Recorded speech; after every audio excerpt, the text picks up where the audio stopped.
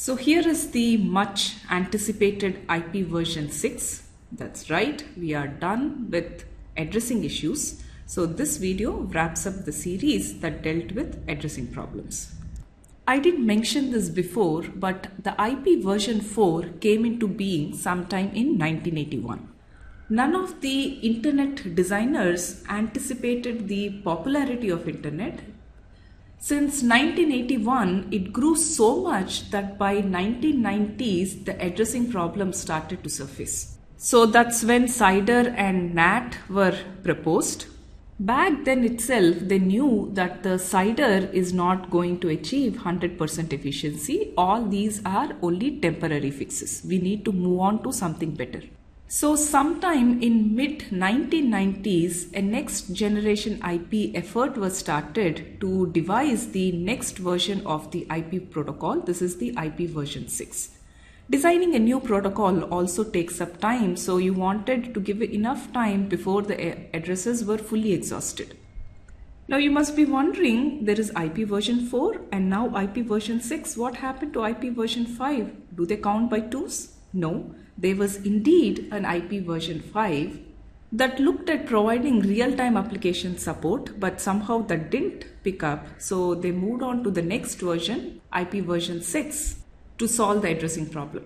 Now to solve the addressing problem, you anyway have to change the header.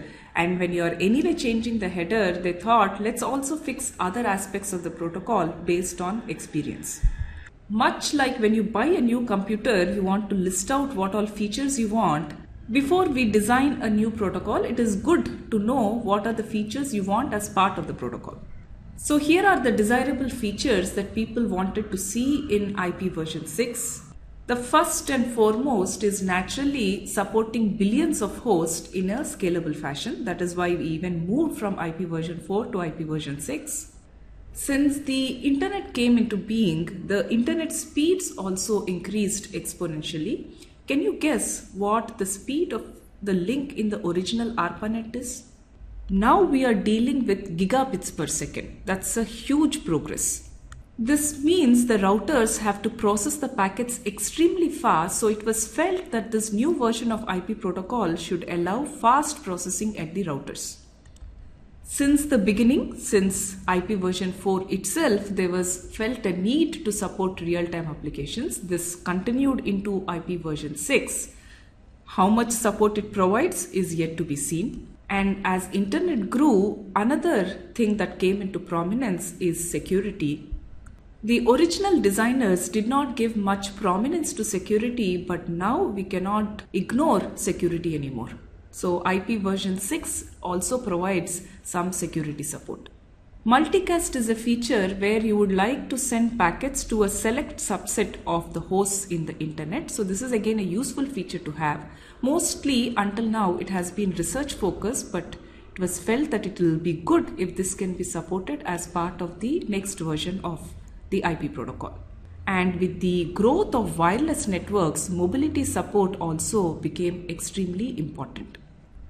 Whatever you do with IP version 6, it's very important that it be backward compatible with IP version 4 because there is already substantial investment made as part of IP version 4. So a good starting point to understand IP version 6 is the header format. So I have put here both the IP version 6 as well as the IP version 4 header so that we can quickly compare both of them. When you look at the headers, what strikes you? Lot lesser fields in IP version 6, right? So this is to help the router increase its processing speed. We'll get to that shortly. So much like in IP version 4, the first field in IP version 6 is also the version field. This header length got eliminated as part of IP version 6 because we are dealing with fixed length header of 40 bytes. So this thing is 40 bytes. The IP version 4 dedicated just 8 bits for real-time support, whereas here we have dedicated 28 bits for real-time support. So the type of service roughly translates into the traffic class. This specifies how to service a given packet. So you specify the priority of the packet and you can accordingly treat it differently. For example, as I mentioned earlier, if it's an audio packet, you may service it before the other packets. Flow label is a new addition. This permits you to figure out what are all the packets that belong to a specific flow or a connection.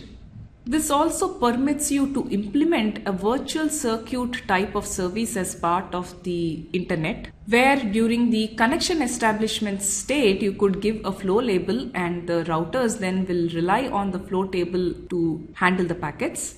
But even if you're going with pure datagram service, this flow label in combination with the source address and destination address will permit you to figure out what are all the packets that belong to a specific connection. Thereby you can queue them up separately and treat them differently based on the traffic class.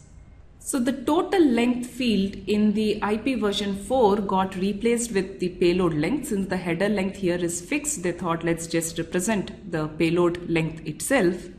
This is followed by a next header field. This is a very interesting field. I'll spend a little bit more time on this, but basically what this field does is it combines the upper layer protocol field of IPv4. What is this field? What does it do? So this is basically the demultiplexing field. This and options field are combined in a very interesting fashion as part of the next header. Following this is the hop limit. This is the equivalent of the time to live. As mentioned earlier, time is not easy to implement. Even here we implement hop count. Here the right terminology was used, that of hop count. Following this is the source address and the destination address. Here there were only 4 bytes. Now here it is 16 bytes, a significant increase in the number of bits allocated to addresses. This is to overcome the addressing problems. After this is the next header / data. The data here refers to the payload, that is the higher layer packet. Oh, I forgot to mention 2 fields that are missing in the IP version 6 header are the fragmentation fields and the header checksum. These fields were removed because this involved additional processing at the router, and if you want to keep the router speeds high, it's good if the routers don't do this. So these have been eliminated. Now what about the different MTU problem? It is still handled. I'll get to that shortly. As far as header checksum is concerned, it was felt that the link layers typically have error detection and the higher layers also have error detection. So it was okay if this wasn't done at the network layer. As mentioned, the next header field combines both the options and the demultiplexing field of the IP version 4. But before that, tell me, in IP version 4, what is the maximum length that the option fields can take? You can look at this and figure it out. Notice here that the header length is 4 bits. Now header length counts in multiples of 4. 4 bits means 16 combinations and each is 4 bytes long. So this is 16 into 4, 64 bytes.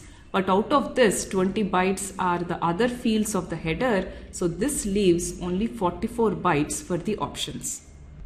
So in IPv4, we were restricted to options that are under 44 bytes, whereas in IP version 6, we can support arbitrary length options. How is this done? Basically, the options themselves come with what is called an extension header. So the IPv6 has a header. Within that options is a field within the header. The options themselves come with an extension header. And this extension header has a field called next header within it. It's easier to explain this extension headers as well as next header field in the context of an example. So let's look at an example. So here is an option, IP version 6 fragmentation, and this is the extension header of that particular option.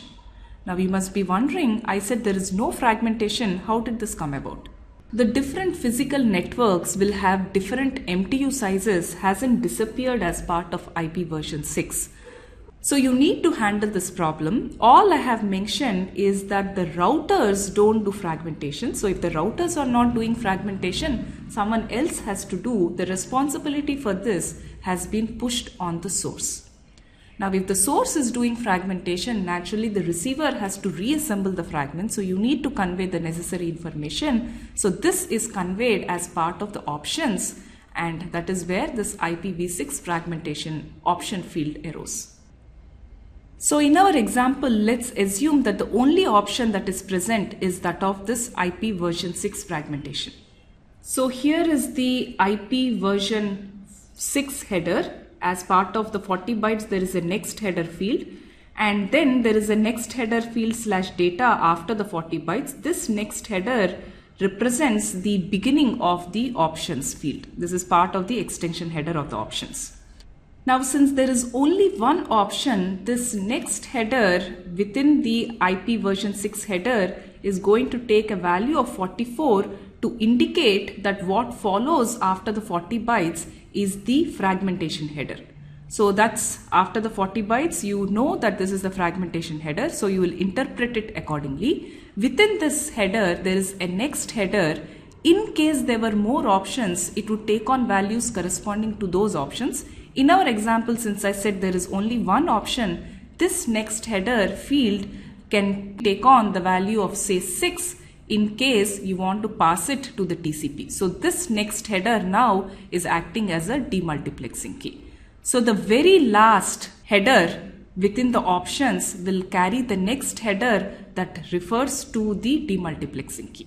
And this extension header of IPv6 fragments, as we have seen before, carries this offset field, ident and the flags. So this is reserved. This is also reserved. So this is how the next header combines both the demultiplexing as well as the options field. So it's very streamlined. So we started out with some desirable goals. So have we achieved these goals? Let's look. So we started with addressing problems, and now we have allocated 128-bit addresses. So these can support 3 into 10 to the power of 38 hosts. That's a huge number. So we have potentially taken care of the addressing problem. The fact that we have used a streamlined header of 40 bytes and we got rid of checksum as well as fragmentation as part of the IPv6 header implies that the routers can now process the datagrams really fast. And the support for real-time applications is now being handled via the traffic class as well as the flow label. Many of the other features like multicast mobility, so on, will be handled via the options fields. I'm not going to get into these details. Similarly, the ICMP protocol that worked in conjunction with IP version 4 now has been extended for IP version 6 with a few additional features like support for multicast mobility as well as the support of packet too big option. If a router sees a packet that is bigger than the MTU size, it is going to contact the source saying you have to do fragmentation. We have spent so much time on addressing in IP version 4, so let's spend a little bit more time on how IP version 6 handles addressing. Before we get there, this is a good time to take a break, so we will continue soon.